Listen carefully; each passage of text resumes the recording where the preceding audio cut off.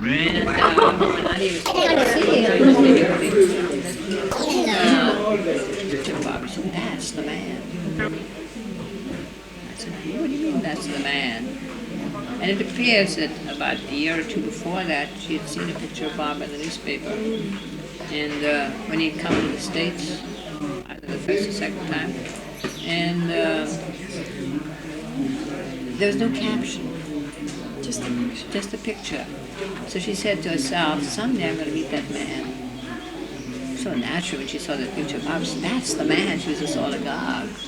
Well, I said, seeing's believing. I'll reserve my sort of opinion for later on. And then Nani and I went to America to stay with the family. And that summer, Baba came to Portofino. And Quentin asked Baba if he could ask Rano down to meet him. And then she wrote us about her meeting with Baba. And what almost capped it for me was that she said after meeting Baba, she spent 10 days weeping. I said, no, this is too much. I can't accept that. I mean, you meet somebody and then weep for 10 days? Well, that doesn't make sense. No. But in the letter, she said, and many years later I realized it was my first order from Baba. Nani and I he was coming to England that autumn. And Nani and I were to come to London and meet him. So, well, if you want me to come and meet him, all right, I'll come. So then we arranged, and that was a very sort of complicated thing. We didn't know where Baba was in London, and Baba just, managed to arrange it in such a way that we found them. Rano, you see, used to belong to a club called the English Speaking Union, and she had many friends in London who were not Baba lovers, and more on the social side. She didn't want anybody to bother her while she was in London. And yet she wanted somehow to give us a number where we could get in touch with her. So she gave us a telephone number, this English-speaking union. And we arrived in London having wireless to her. And she wasn't at the station to meet us. And Nani went into our flat. Baba's going to be gone, we can't find Baba. I said, look, we're going to a hotel, we're going to put our bags down, and we're going to relax, and we're going to telephone. So as soon as I telephoned the English-speaking union, they gave me a telephone number. First person to answer at this hotel where Baba was staying, funny little place called Hygeia House. First person to answer the phone was Rano. No, actually the way it all dovetailed was fantastic. So that day we were told we could have a meeting with Baba. He should come at 4 o'clock. Well, up to that time I'd taken the thing rather casually. But then I started getting butterflies. Here was this perfect master. He was silent. And how do you talk to somebody that's silent? And what do you talk about? I don't know any spiritual subjects or anything. I really was in a tizzy. And so by the time we got to the Hygeia House, I was feeling like this inside. And then we met all the group that was there, and they gave us sort of the once over. And Narina came down, and she came down with a message that Baba was very tired and he wouldn't see us. I relaxed. I really relaxed. I thought, reprieve. And that was on for a little while when another message comes down. That as Nani and I came such a distance to meet Baba, that he would see us, but we mustn't talk to him. We mustn't speak to him. Just look at him. Oh, the butterflies started again. How can you go out and stand and look at somebody? Anyway, I was always all arms and legs. And the idea of coming and standing in front of Baba for the first time and just looking at him seemed too fantastic. Anyway, Nani was taken in first. The Hygeia House was one of these funny little dark hotels with a staircase, and I was left sitting on the stairs in this dim light, and Nani had gone in and the door was shut. So you can imagine the state of my mind. Then at last, I was called, and I went in. And Baba was sitting on a couch, and there was a room full of people. I have that recollection only from the fact that I remember there were sort of silhouettes. I couldn't tell you who was in the room. I don't know where Nani was in the room, Rano, Quentin, all these, and the mandali, they were all in the room, but they were just vague figures. All I saw was Baba seated on that couch. And Baba was just radiant. I mean, the whole light seemed to be concentrated on Baba. And he just smiled. There was such beauty, such sweetness, such love. I probably just, must have gaped. I don't know what I did because I have no recollection of leaving the room. And I think, having known Baba's ways later on, Baba eventually probably said, take her out.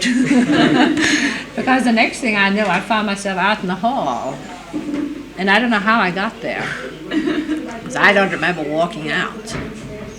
And that was my meeting with Baba. So that's why when that, what's her name, Aurea, comes out up later, I mean, it was such a sort of break after that, seeing Baba, you see, this floating creature on the door jamb, saying, Baba wants you.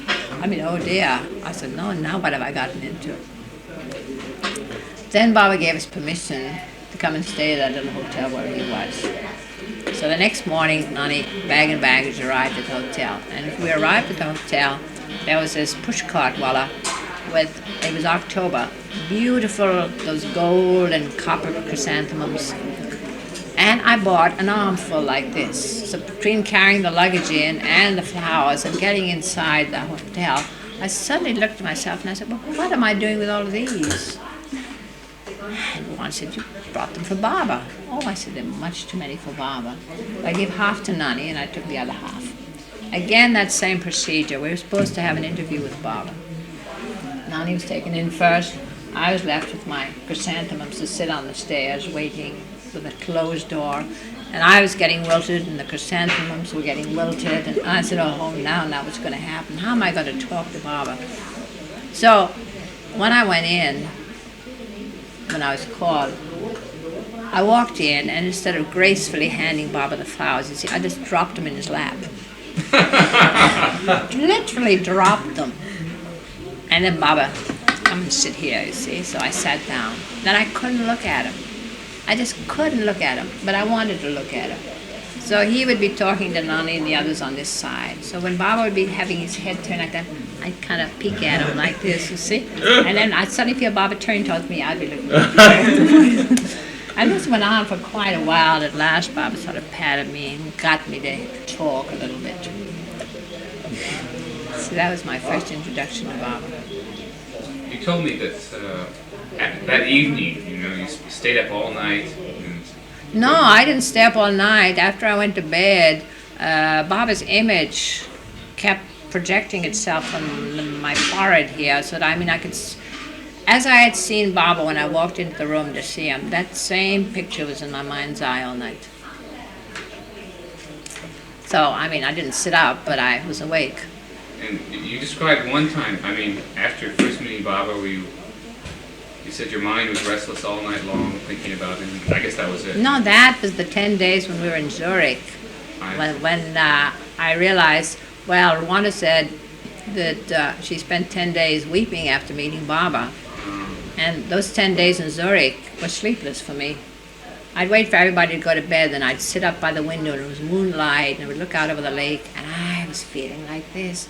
What's happening to me? What's happening to me? Oh. It was all Baba. For 10 days? For 10 days, I never slept a wink. So I said, now I know what Rwano means. But at first, it seemed fantastic. Couldn't happen to me.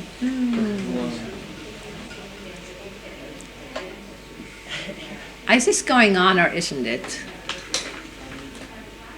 Speak again, I'll let you know. I can see. It's on? Is it Make really? a face, let's see. Is it really on? Yeah. For crying out loud. That is the meaning Say of hello life. to London. Go ahead. Wave to everybody. Oh no, don't be silly. Lamb. Oh. I think the problem again. 40 years ago. One of my era's sayings. You all don't understand my vernacular sometimes. Who was it? Elaine Shearer, before she was married to Frank McNutt. She had some relations that were my age, so she'd heard that sort of talk. But Frank used to say, "What's Rano mean?" when I say some of these things. This is still off, I hope. What are some other ones? Well, I can continue from that era. Go. On your mark? After we had seen Baba in Zurich, then Baba returned to India. And Baba at that time had while we were still in London, Baba had made Rano, Nani, and me promise that we would come for his birthday in 1934. So, put it here. So, we put it there.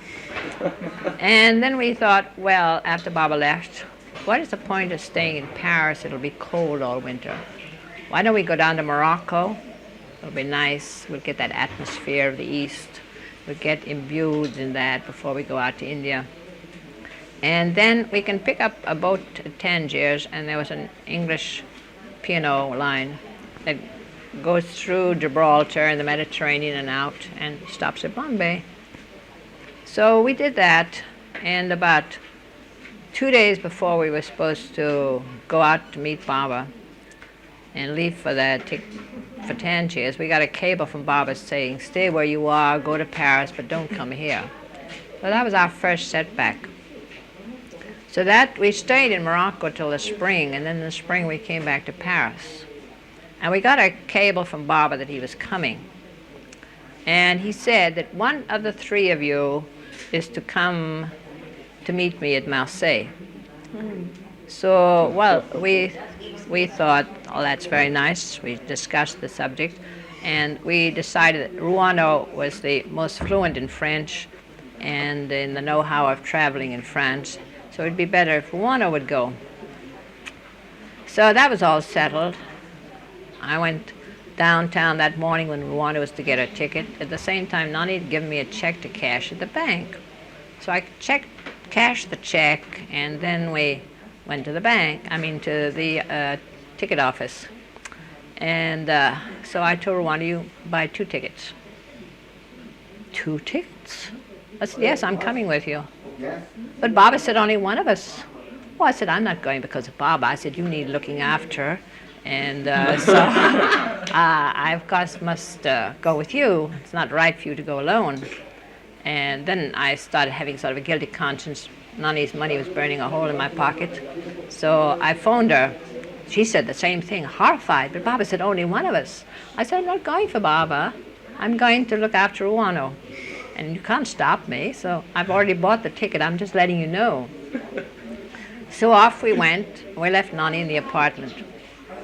By the time we got to Marseilles, then I started thinking, oh dear, Baba might not take it the way I've meant it. And so I said, anyway, I'm here now, whatever Baba says. So we got up that morning, took the hotel bus down to the ship, and in those days, they would allow visitors to come on board. So we saw Chanji coming to see, has anybody come to meet us? He sees Rano and me, and he waved to us to come on board.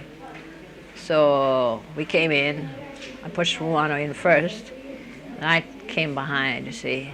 Baba kind of looked a bit surprised. I said, "I've come too, Baba." And then I got a lovely embrace, and everything's all right. Baba said, "It's okay." So I felt all right. So we had a nice day with Baba in Marseilles. And that night, we were to travel on the night train back to Paris. And Baba always traveled 3rd class. Those nice hard benches, something like this that pokes you. So Baba had sent Kaka into the compartment next door to keep it for Rano and me. And the mandali were all in the compartment. We sat with Baba till the train started. Baba said, "Now you two go to your compartment." So we settled down, and I put my coat as a sort of pillow under my head, and this felt very hard. And I tossed about, and Rano was restless also. And in the end, we both sat up and said, "Oh, this is terrible, we can't get any sleep." And Rano said, "I'm very hungry." And I said, well, so am I. But we haven't any food. Ah, but I know where the food is. I said, it's in Baba's compartment. Oh, she said, you can't go. Oh, I said, I'll just tiptoe in. I know exactly where it is. There's nothing will happen. I know just where it is. I'll go very quietly in and get it. All right. So I tiptoed in, and what do I see? Baba stretched out on one of the benches, and on the other side was one of the mandali. Another one was sitting on the floor, and another one was sitting next to the one that was stretched out. And Baba was under this shawl. And right above Baba's feet was that box where the food was. So the train was making so much noise, but even then I was tiptoeing and being very careful not to touch one of the mandali so it might be startled, and make a sound, you see. And I was just reaching like this for the box of food when Baba takes his scarf off like that, sits up and says, what are you doing? I said, oh, Baba, we're so hungry and the food's up there. All right, said Baba, you take it, go back to your compartment and don't come back here again. No, Baba. So we got the box and we sat down and we enjoyed what was left in it very much. And we settled down. The bench seemed less hard by then. And just trying to doze off when Kaka arrives in the door. And in his hands were two little black velvet pillows like that. One for Rano and one for me. And Baba said, now you're always to keep those pillows. And so we had a nice night's sleep. And I still got my little pillow. So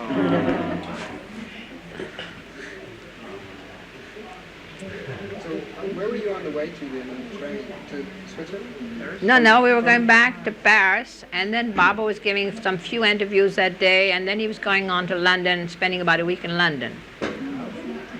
But he had to come via France to get to England. So naturally, he wanted somebody to meet him in Marseilles. So that's what we did. So then, when Baba came back Baba stopped off in Paris, saw some people that day, gave them an darshan. Then at the time when he left for England, he said, now from England, I'm going to Zurich for 10 days. He was going to stay at Hedy Merton's place. And you three can also come and stay there. But you'll have to stay in a hotel because there's no room at Hades. And at the foot of Hades Street or road, and then the lake was beyond, there was a little hotel called the Three Crows, Hotel Robin.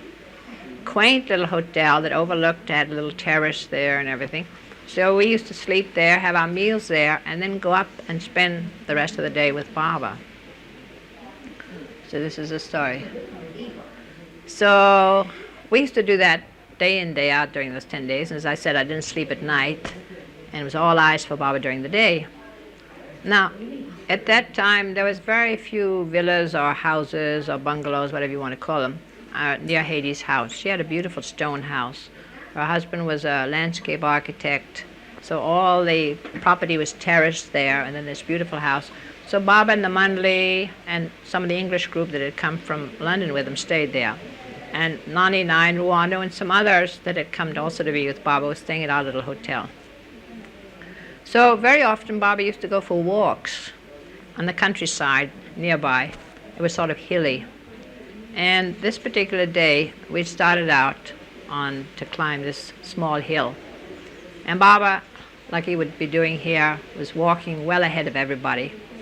And everybody else was straggling behind, some in 2s and 3s, and some in singlies, and some of the slower ones still further behind. I suddenly got it into my mind that I must catch up with Baba.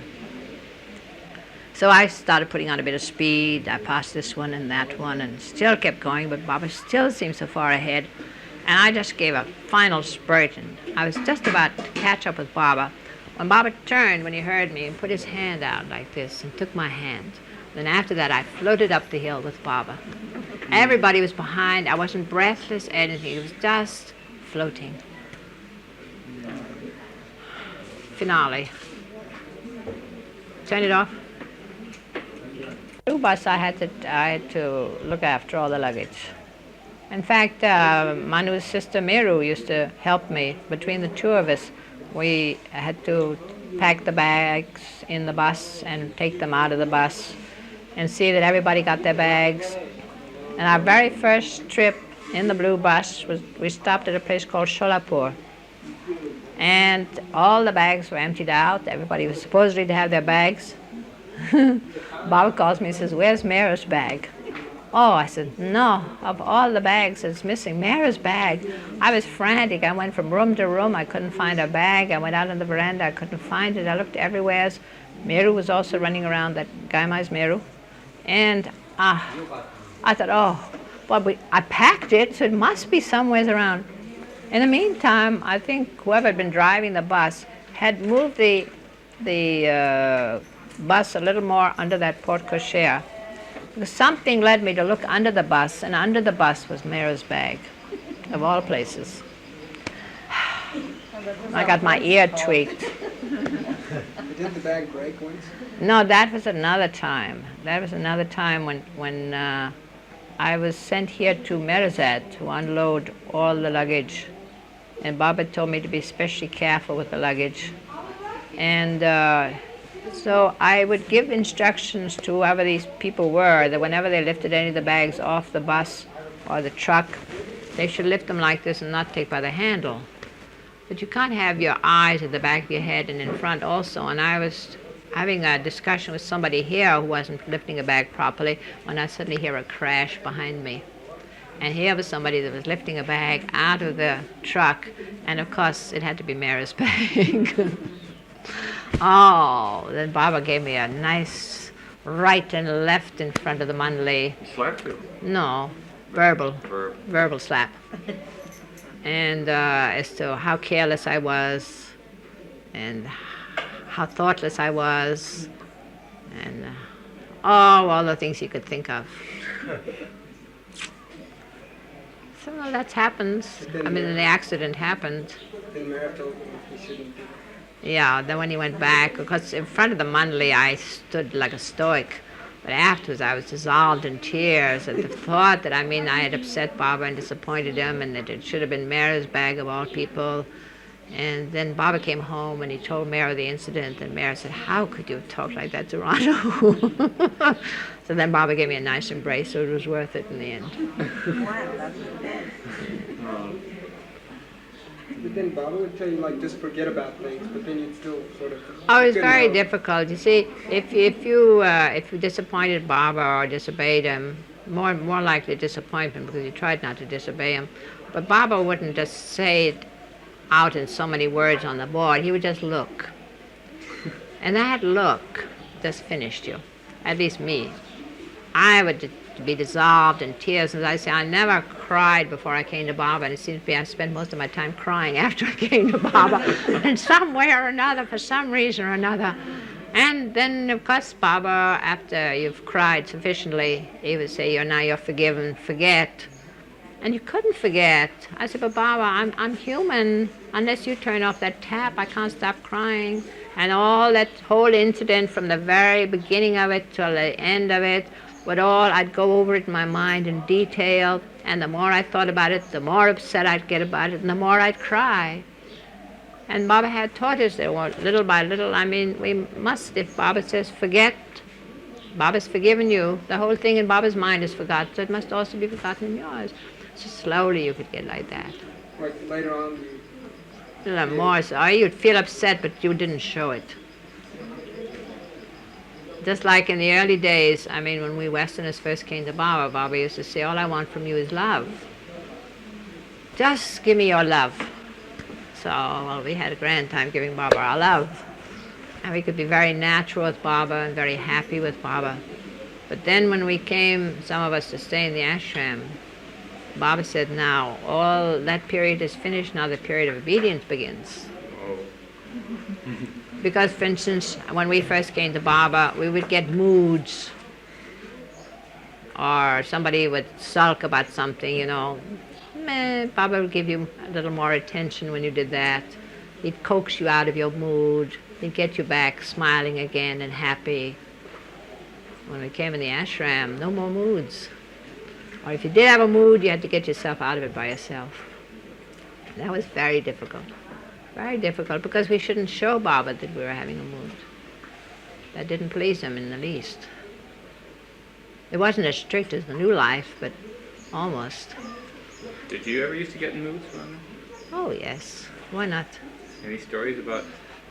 No, I can't think of any at the moment. But just when you came to live in the ashram, like, just Oh that well, brief when I came to live in the ashram, that's when, was what Jack wanted to know about my temper. I had a temper which I used to vent on my family sometimes. Because I used to say to my mother, if I can't vent my temper on you, who can I vent it on? After all, you should understand.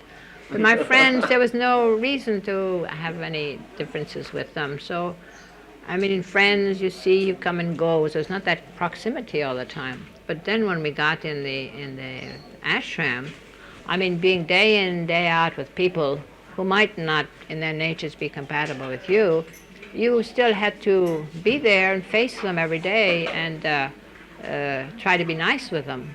And that would be very difficult, especially if your temperaments were at odds. And we were all very sort of positive people. There were no mamby-pambies around Baba. So everybody with a positive nature, who's going to give? And that's when Baba would catch me, because I seemed to be getting into trouble with everybody. Till I heard myself one day, and then it got a little better after that. Sometimes I start, and then, oh no, Rano, come on now. This won't do. But Baba would sort of... Oh, Baba create sometimes creates situations. If things were going too smoothly, he would create situations, definitely. And then afterwards, whoever the altercation was with, I mean, you'd have to, Baba said, now, this is finished, you forget it, you embrace and make up. And you had to mean it. You couldn't just automatically embrace somebody because Baba's told you to. You embraced them because Baba wanted you and because you meant it. And then you'd get on all right till again you'd start, well, at least as far as I'm concerned. That must have been hard to, after someone was really annoyed at them for doing it. But, and mean it. Yeah. Well, later on it became easier. You know, each time you realize, well, this is what Baba wants. You're doing it for Baba. You're not doing it for yourself. If you're doing it for yourself, you wouldn't have done it. But if you did it for Baba, then you put your best effort in it. So, but by the time you came to stay at Meherazad, it was I was not an angel, no. It was completely different than those beginnings. Those wings never flapped. Oh, it was an atmosphere here was different. It was not like an ashram. It was like living at home here. I mean, when you're a big group like that, I mean, it's you have to have that you know, routine and discipline and all that sort of thing naturally. Otherwise, we'd be a bit out of sixes and sevens. Or you think it's because you knew each other much better than...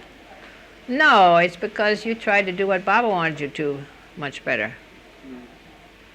Naturally, you got to know people better. And one of the difficulties we had at the very beginning was the language situation. We'd misunderstand something somebody would say in another language, and they'd misunderstand our English. And you used to have difficulties in that way. But people always say, though, that it wasn't amongst the Eastern and Westerners that you had... Sometimes. Oh, yes. Among the Westerners, mostly. At least my difficulties seem to be that way. I had the unhappy faculty of you know, wanting to help the underdog. Say if two people were fighting and one was getting the better of the other. I mean verbal fighting, not fisticuffs. I would come in and interfere, take the side of the one who was getting the worst of it, you see.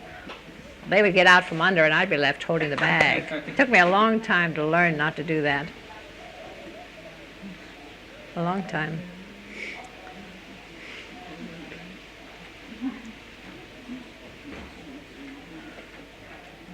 Well, I think my mind's gone blank at the moment. Oh, wonderful. Congratulations. On the threshold. I'm going to turn it off. I think it's a very up in the night at 10 or 11 o'clock, which was late hours for Naushik. We'd be down in one of the rooms in that other building where part of the group was staying, And what were we doing all night? Not carousing. We would be pumping the mandali to know about Baba.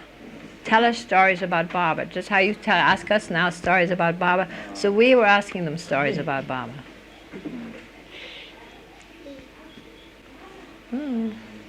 So once Baba's got your heart and he's thoroughly lodged there, just because Baba says now the love stops and the obedience begins, you're not going to leave Baba then.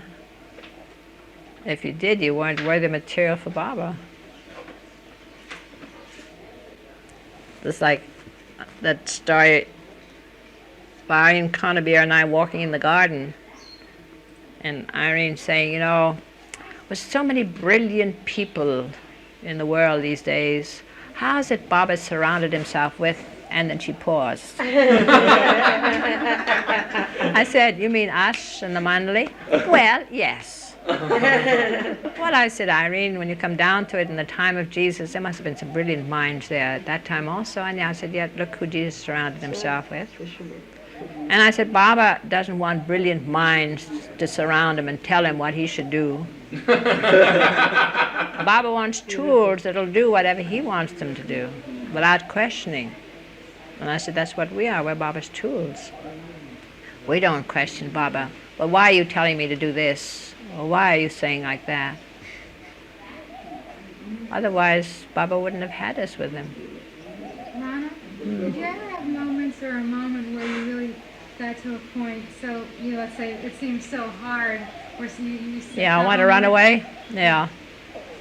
And then I'd say, where am I going to go? And how could I leave Baba? And think of all the people who are just envying me in the position that I'm in, and I want to run away. No, it won't do. Then I'd talk myself out of it. How hard, could you give me an example of what the circumstances were basically like? Can't really. It's just small things adding up till you have it there. And just realizing when you were sane that it was Baba's testing you as to how much you're going to take. And Baba always knew your capacity, though you didn't. So he'd go on piling it on and piling it on. Just silly little things, picking on you for certain things. Victim of circumstances?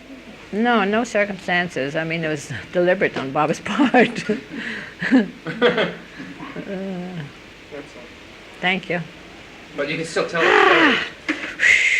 Well, I'll take this rock of ages off of me. That's very